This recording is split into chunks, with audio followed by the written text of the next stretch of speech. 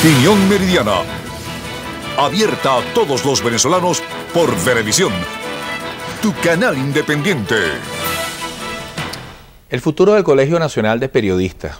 Un análisis del actual, recientemente en el intento de renovación a través de unas elecciones donde William Echeverría salió favorecido. ¿Qué se le plantea en este destino al CNP de cara a estas propuestas que, desde el punto de vista normativo, que se están planteando? Fíjate, yo creo que hay una situación bastante difícil para el CNP, como para muchas instituciones en Venezuela, porque buena parte de la acción que ha venido siguiendo el gobierno es crear estructuras paralelas. Cuando no se puede entender o cuando recibe críticas de una instancia, entonces crea una instancia paralela.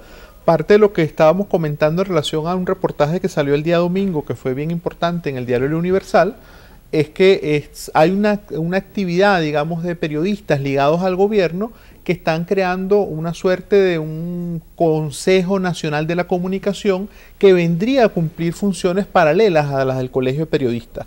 Yo creo que el colegio, que efectivamente ha sido relegitimado en fecha reciente con las elecciones que se hicieron, donde hubo, digamos, una participación importante de distintos colegas, está en convertirse, como en muchas instituciones, convertirse en el colegio de todos los periodistas.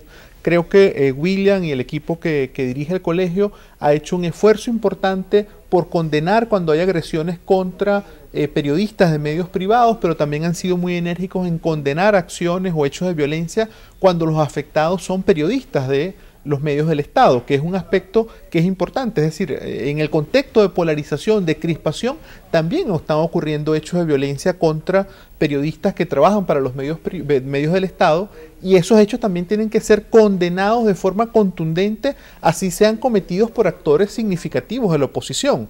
Entonces yo creo que el colegio tiene que construir una agenda inclusiva donde lo importante es la credencial de periodista sin distingo político, pero pensar que eso no es una tarea, como lo comentábamos ahora, netamente corporativa, es decir, no es defender a los periodistas porque vamos a crear una élite que merece una protección especial. Básicamente todo lo que han venido definiendo las sentencias de los distintos tribunales internacionales en materia de libertad de expresión es que a la profesión de periodista hay que protegerla, porque de allí depende de que el periodista ejerza libremente, de forma independiente su trabajo, depende la información de todos, de toda la sociedad.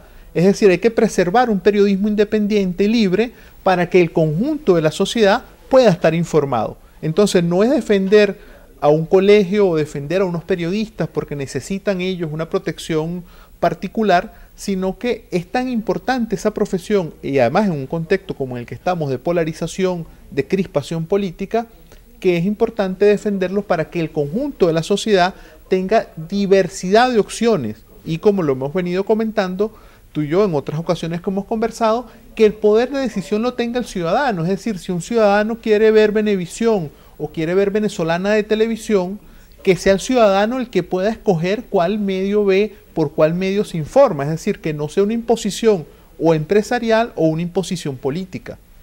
Oye, a propósito de este análisis tan interesante, voy a incluir esta propuesta de Miguelina Santaella. Ella dice: hay medios que son atacados directamente por el gobierno. ¿Cómo se puede preservar la imparcialidad cuando se es víctima de atropellos?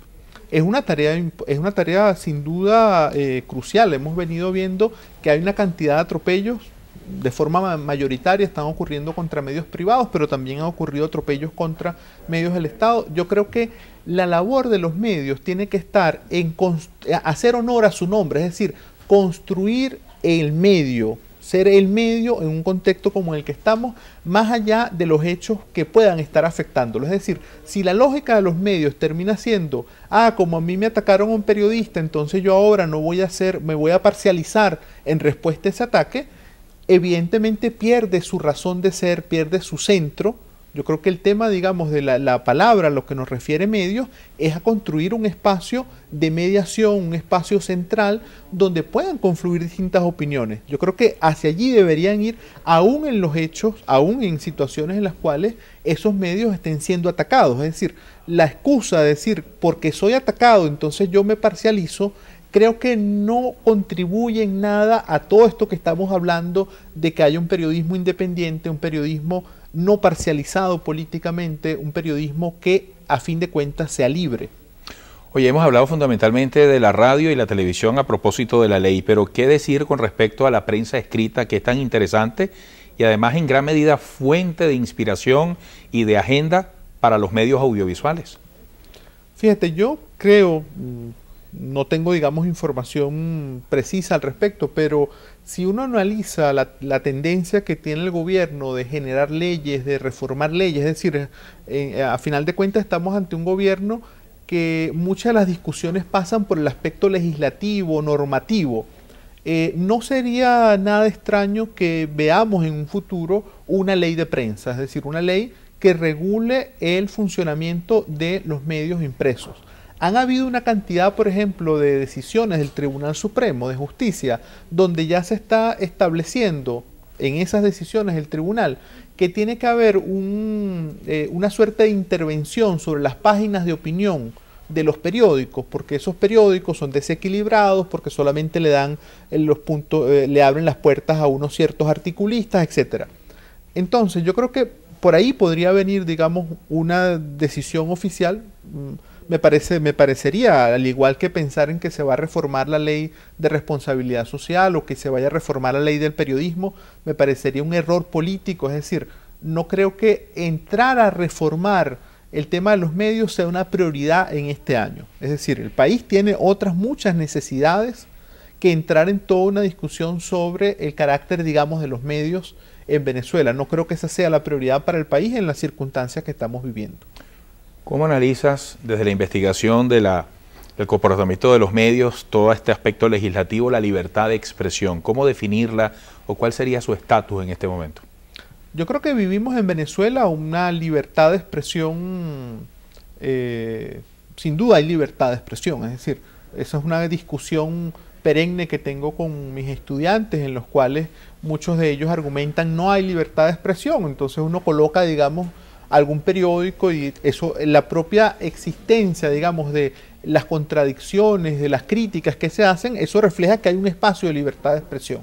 Sin embargo, a mi modo de ver, no es una libertad de expresión plena, es decir, en la medida en que hay sanciones, de que hay críticas, de que hay algún tipo de hechos contra aquellas voces que sean críticas, por ser críticas, en esa misma medida estamos hablando de que esa libertad de expresión no es plena tal como la imaginaríamos, es decir, lo que establecen todos los documentos internacionales, es decir, que a mí no se me castigue, no se me sancione a causa de mis opiniones.